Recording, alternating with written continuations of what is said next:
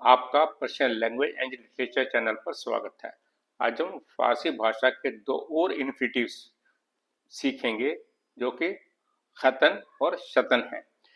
अगर फारसी भाषा में कोई भी इन्फिनिटिव खतन यानी खे ते नून पर खत्म होता हो तो उसकी वर्ब की सेकंड फॉर्म बनाने के लिए वही रूल जो हमने पहले सीखा उसी को अप्लाई करेंगे।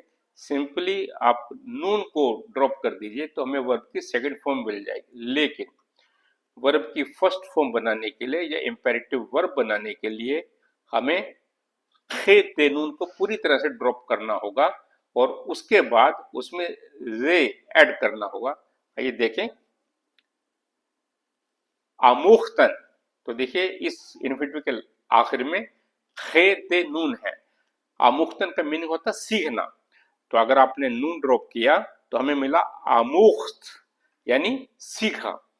और इसी तरह से अगर खे ते नून को हम पूरी तरह से ड्रॉप कर देते हैं हमें मिला आमू, तो उसमें आपने जे ऐड किया तो ये बना आमूज यानी सीखो।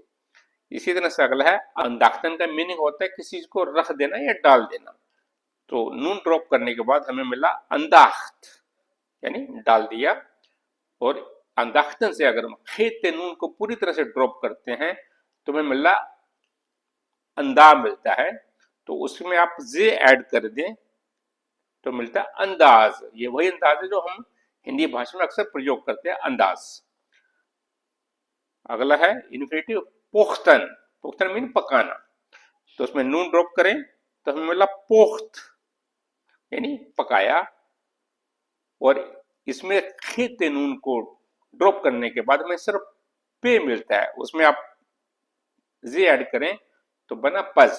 तो यहां आपको एक बात ध्यान रखनी है कि इन्फिनिटिव में पे के ऊपर पेश है यानी ऊ की मात्रा हम पढ़ रहे हैं, लेकिन जब इसका प्रेजेंट रूट बनेगा तो उसका वाउल साइन ऊ से जबर हो जाएगा यानी पज, उसे पढ़ेंगे।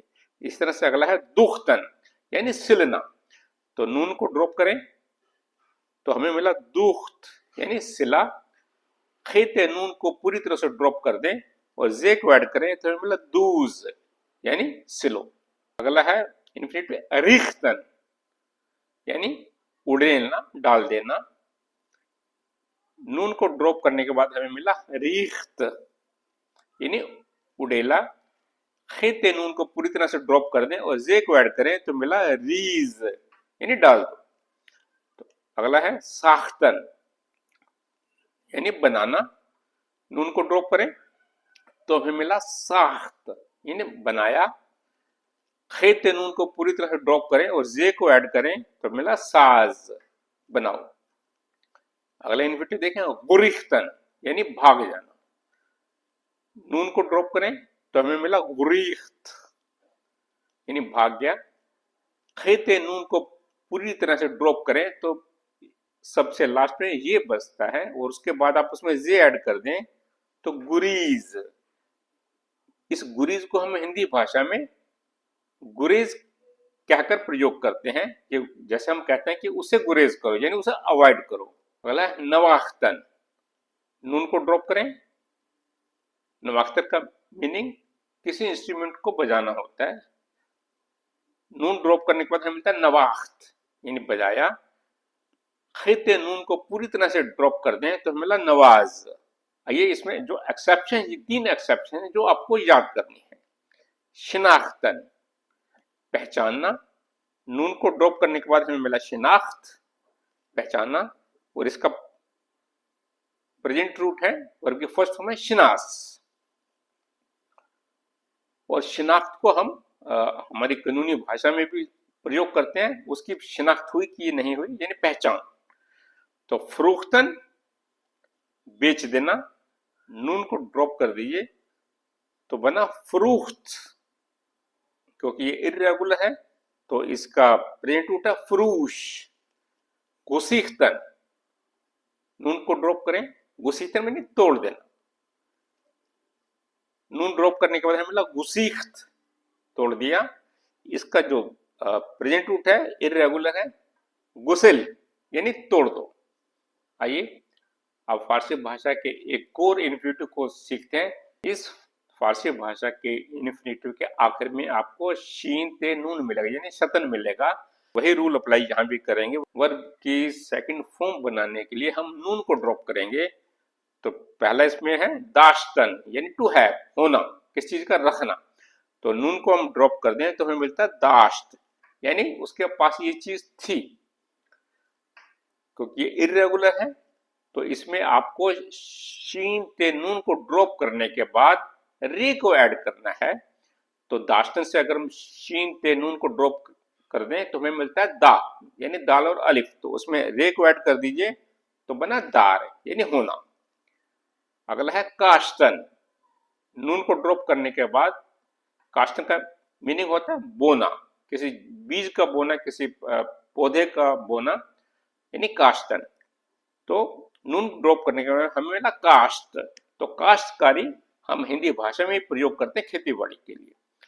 तो काश्तन से शीन ते नून को ड्रॉप करने के बाद सिर्फ का बचता है तो उसमें रे ऐड कर दें तो कार।